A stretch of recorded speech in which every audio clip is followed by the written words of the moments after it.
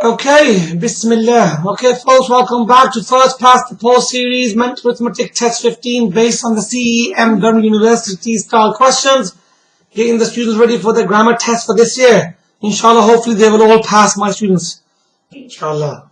Let's go through some corrections on some of the questions. So, number 3. Okay. Can someone pronounce that name for me, please? Ilesh.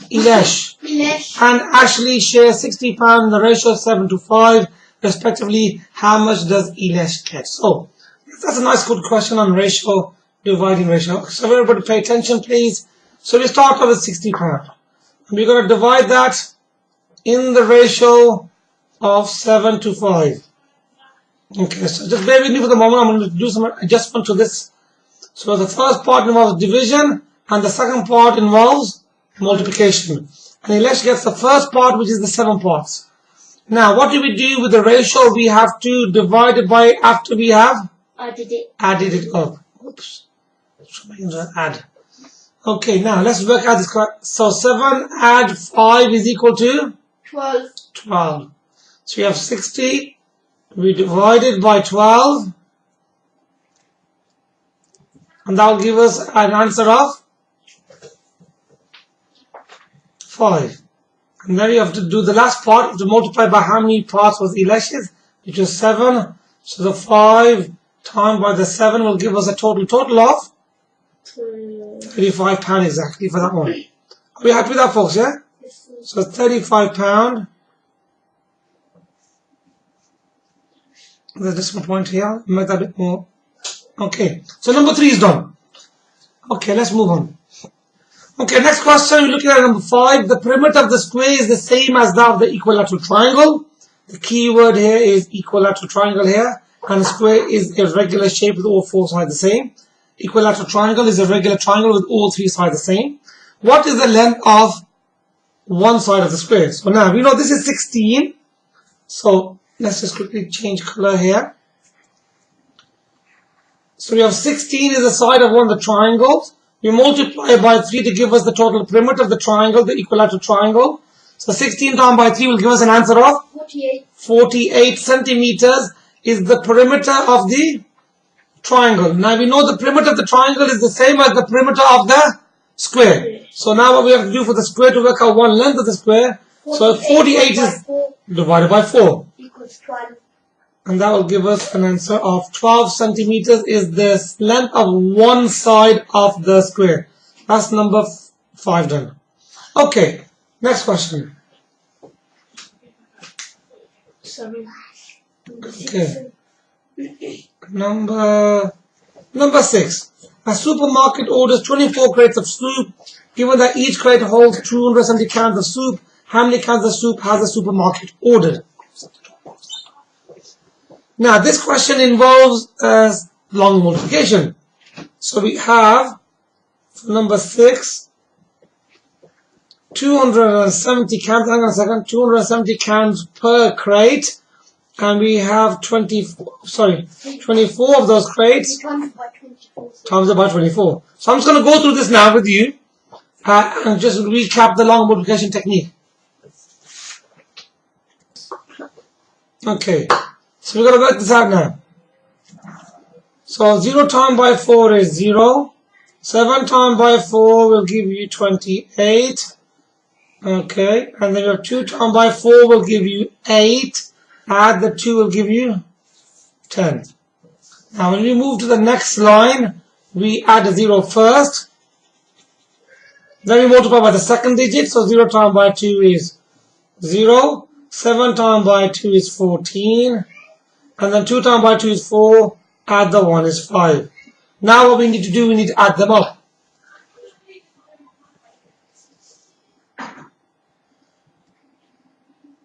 Okay, so question number 6, the answer.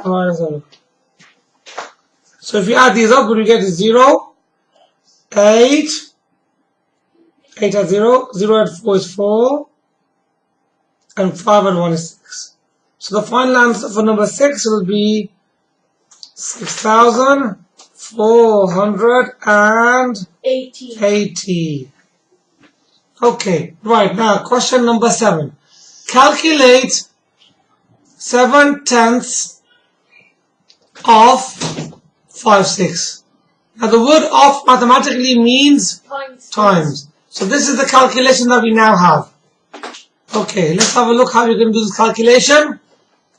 Now when we have a multiplication question, we try to cancel vertically or diagonally, but not horizontally.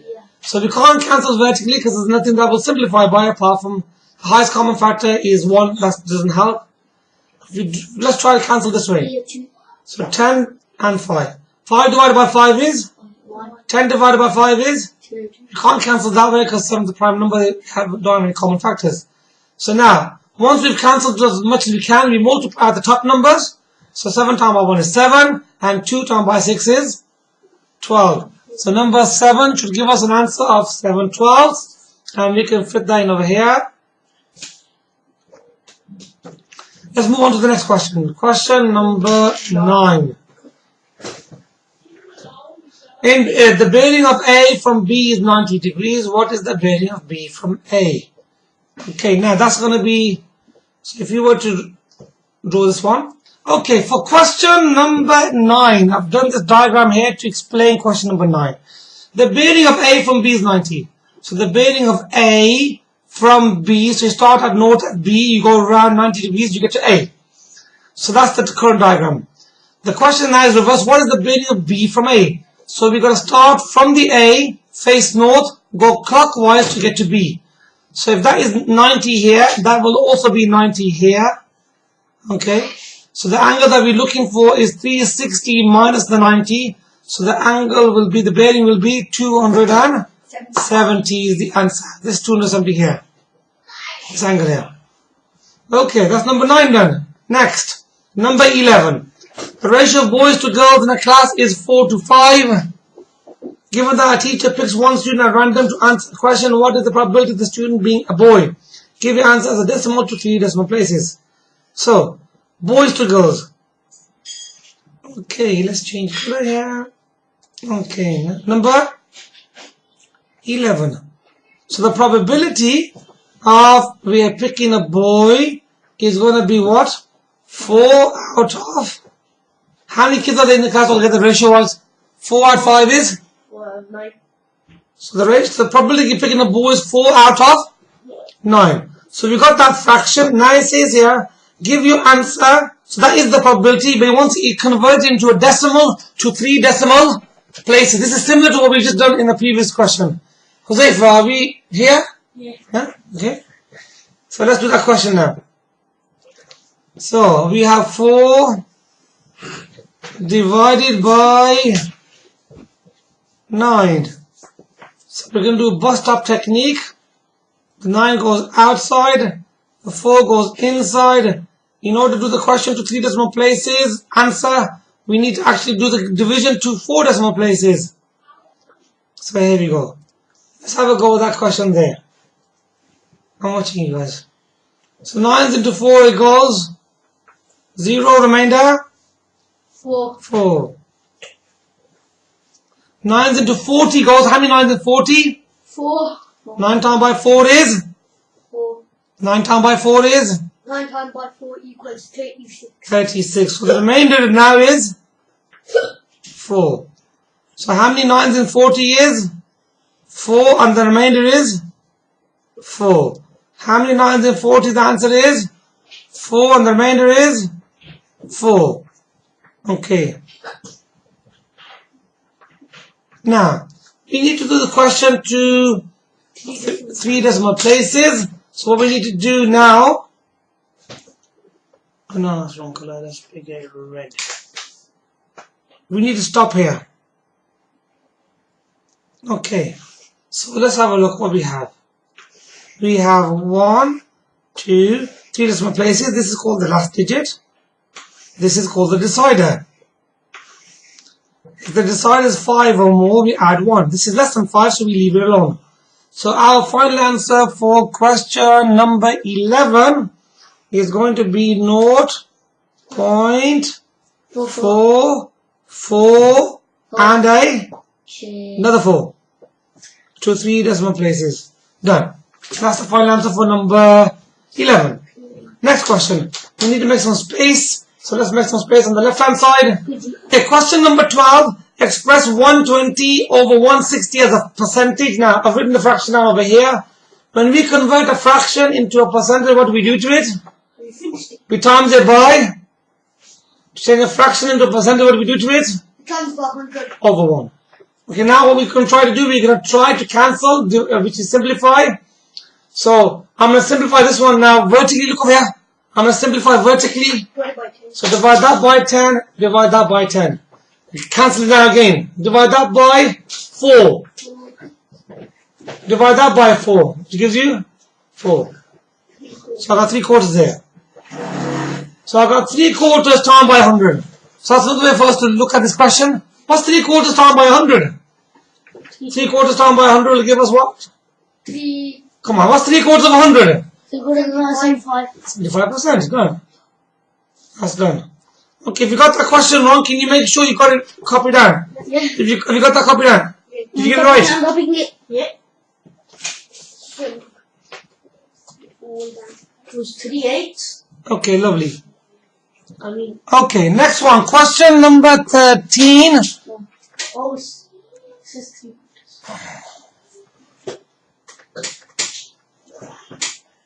Okay, question number 13. Okay, let's have a look at number 13.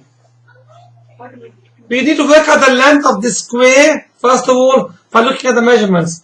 One of the first measurements is 2.4, which is over here, 2.4. And the last measurement is 5 point. What is the last measurement? Folks, what's the last measurement? 5.4. So that's 5.4, that's 2.4.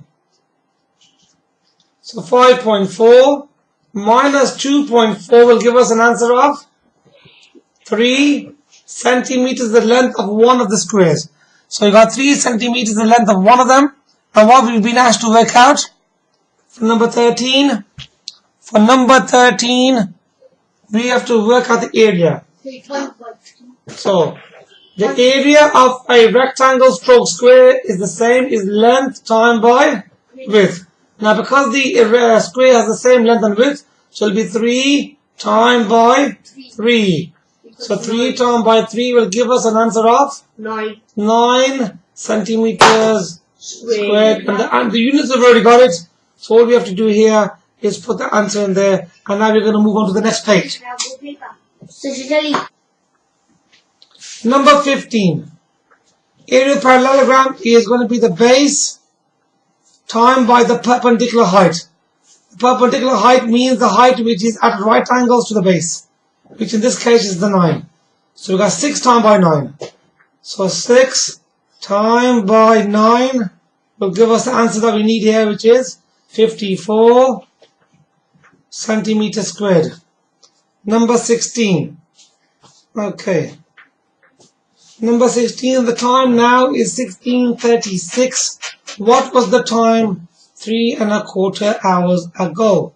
Give your answer in 24 hours, which is not a bad question because we're sticking to the same format. So let's have a go at number 16.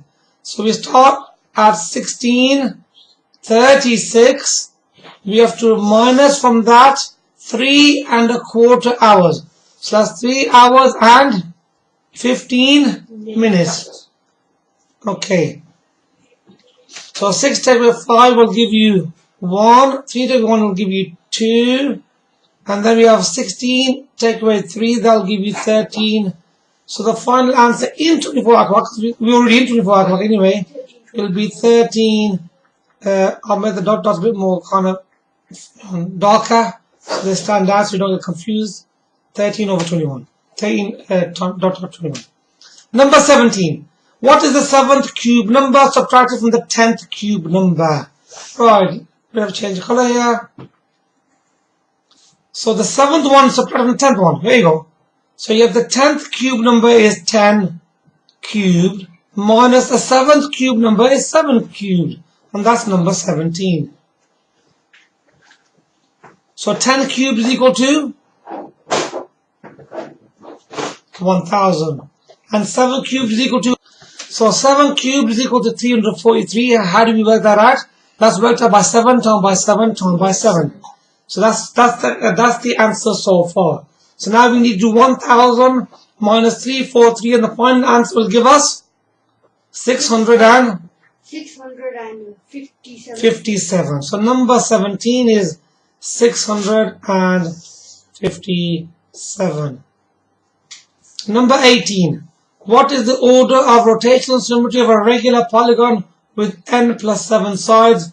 Give your answer in terms of n.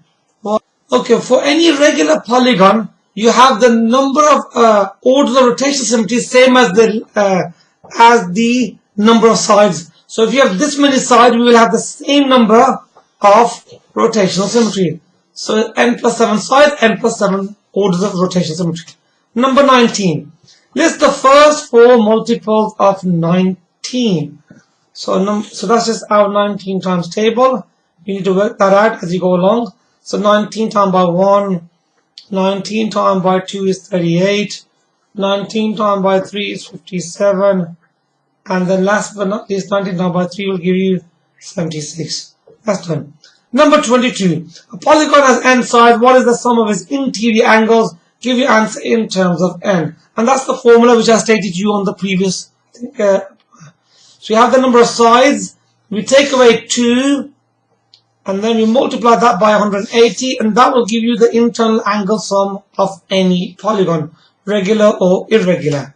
So that's the answer there. We actually used that formula on one of the previous pages, or one of the previous papers. Next question, number 25.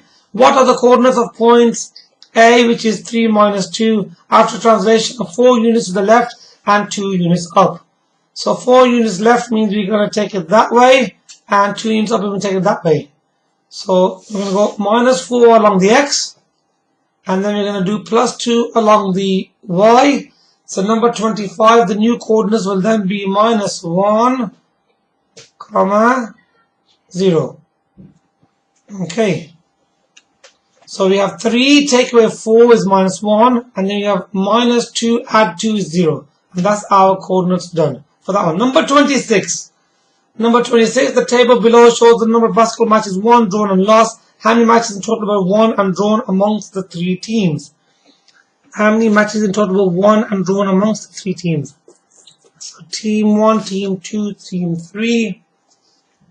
Okay, now, what we need to do, it wants us to work out the ones for won and total. So what we do here, here's the won, here's the drawn. We need to add up all of these numbers here, and when you add up all those numbers, the total was 65. Because that's the total of 1 for each one, and that's drawn, add them all up, gives you 65. Next one, write down the numbers shown by the arrow. Let's work backward on the scale. 55, 50, 45, 40. So that number 28 will give us what? That's 40. Go back by 1. That will give us 40. 40. Take away 1. 39. You got that? Yeah. For how many centimeters is a line of 23 centimeters longer than another line of 6 centimeters? Oh my days. We need help on that. So we need to take these ones away. 23. And we take away the 6. And that will give us a total of 17 centimeters. That's the end of that paper. Okay, thank you very much, folks. I hope you learned the technique for these questions that you got wrong. Revise it, practice it, and then do the paper again.